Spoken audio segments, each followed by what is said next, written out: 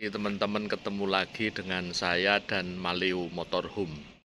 Lama banget saya nggak bikin video ya, emang lagi nggak mood. Jadi orang mood-moodan ya gitu, kalau lagi mau, kalau enggak. Nah, kali ini saya mau cerita soal kelistrikan di Maleo. Mohon maaf ya, ini sifatnya personal ya. Jadi pilihan personal, tiap-tiap orang punya pilihan masing-masing. Jadi silahkan saja, ini hanya sekedar sharing.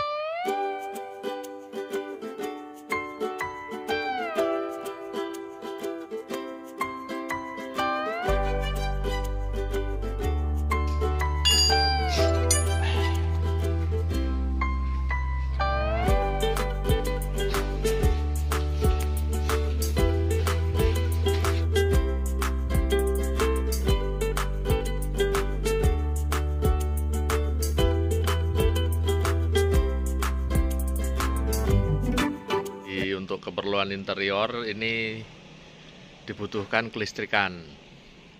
Kelistrikan ini ada 3 sumber sebut. Yang pertama adalah solar cell, itu di atas, kemudian ada genset, dan kemudian ada dari listrik PLN. Ini solar cell di atap, ada 2 biji.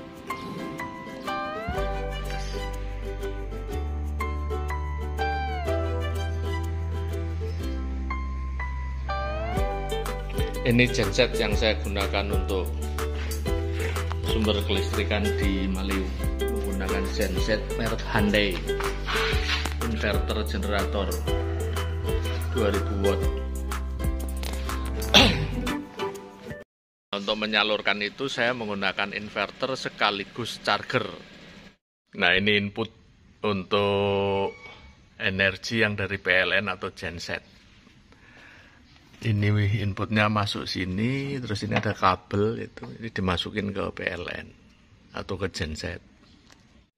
Ini buat teman-teman ya, untuk selalu diingat, yang harus diperhatikan betul supaya, karena ini arusnya harus 220 ya, riskan terkena sengatan listrik. Jadi kalau ketika mau masang, yang harus dipasang ini dulu, jangan sampai yang PLN dulu. Kalau sudah ada PLN-nya dulu, arusnya sudah ada, kita masang ini kena soketnya di sini, bisa kesetrum.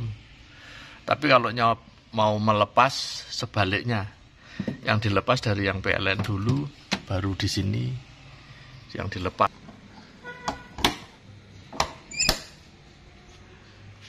Nah, dari PLN atau genset itu listriknya dialirkan ke inverter sekaligus charger ini.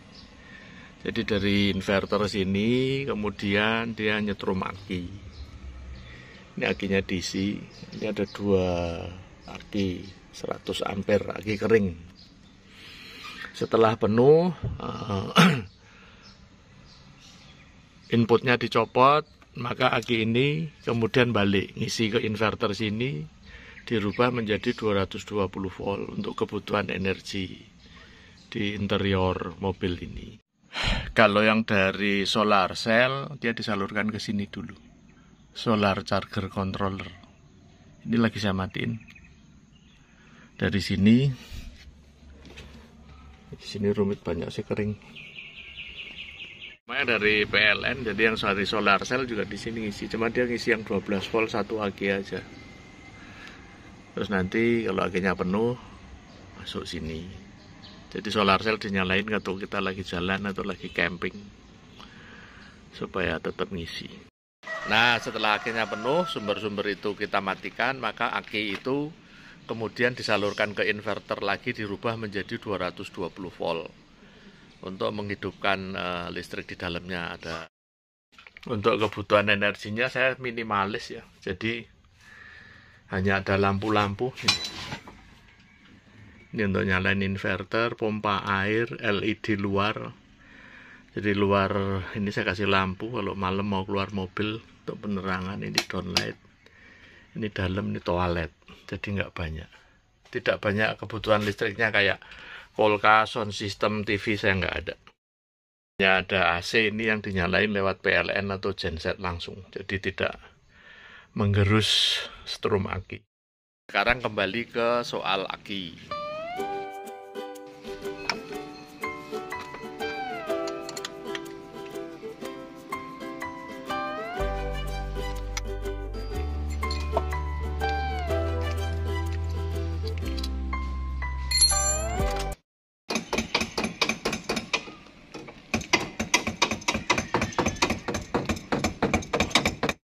Jadi di pasaran itu kan beredar banyak jenis aki ya. Yang pertama itu katanya yang paling bagus itu aki litium.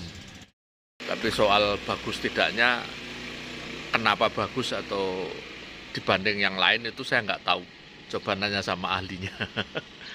Tapi jenis aki litium ini saya tidak pilih karena budgetnya mahal sekali, bisa 3 kali lipat aki kering biasa atau dua kali lipat aki jenis gel. Yang kedua, aki litium ini katanya sangat riskan dengan hawa panas, jadi dia sangat berisiko untuk meledak. Nah, ini kompartemen aki itu ada di sini. Kompartemennya kecil, ribet, jadi ngerancangnya karoserinya nggak diperhitungkan untuk maintenance. Jadi kalau keluar masuk ini agak susah.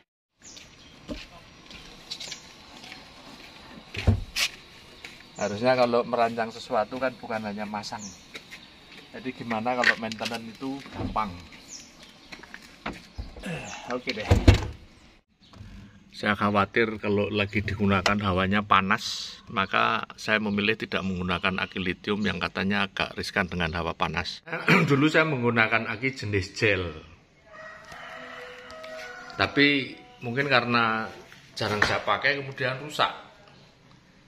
Nah, jenis gel ini karena cairannya pakai semacam jelly itu sebetulnya lebih bagus, walaupun tidak sebagus litium. Cuman ketika saya coba mau beli lagi, ini kan rusak ya, itu ternyata di online banyak sekali ini baterai-baterai yang second. Jadi banyak dijual baterai second jenis ini, sepertinya impor dari Cina. Akhirnya saya ragu-ragu, jadi tidak menuduh ya, pasti ada toko yang baik. Tapi saya khawatir salah milih toko, nanti ternyata itu baterai second, ternyata saya beli baru. Di samping harganya kan pasti umur pakainya nggak panjang. Ini kalau ini aki biasa ya, biasa dipakai di mobil-mobil, aki basah. Secara harga ini yang paling murah.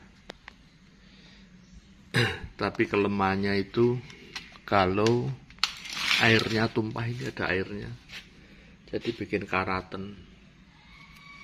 Dudukan aki itu suka karatan. Terus kalau aki ini itu mesti rajin ngecek air. Ketahanan ya rata-rata 2 tahun lah kalau di mobil-mobil biasa itu. Aki kering biasa, jadi yang produksi lokal tapi yakin ini barangnya baru. Ini saya gunakan yang 100 ampere. Nanti rencananya 2 biji karena inverternya 24 volt. Ini harganya paling murah, kualitasnya ya untuk produksi lokal, untuk di mobil sudah lumayan lah. Kalau beratnya ini hampir sama ini aki ini dengan aki yang jenis gel yang 100 ampere ya.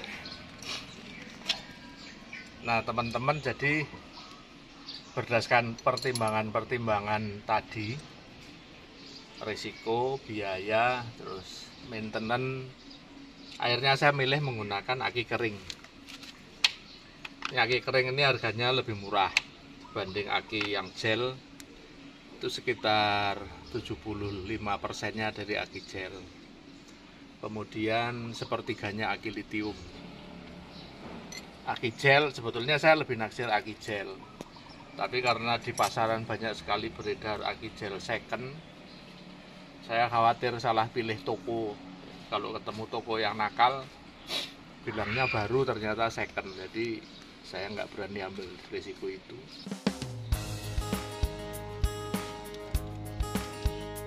Kalau memang aki litium itu bagus, tahan sampai 5-6 tahun. Kalau aki kering biasa bisa dipakai 2 tahun, itu dihitung-hitung budgetnya sama lah. ya kan, karena harganya cuma sepertiganya aki lithium. 70%-nya aki gel, tapi karena saya nggak yakin dengan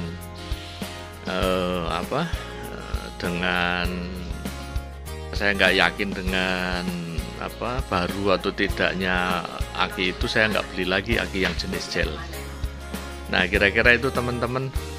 Terima kasih, sampai ketemu lagi soal beberapa modifikasi yang saya lakukan untuk Maleo setelah keluar dari karoseri. Sampai ketemu lagi.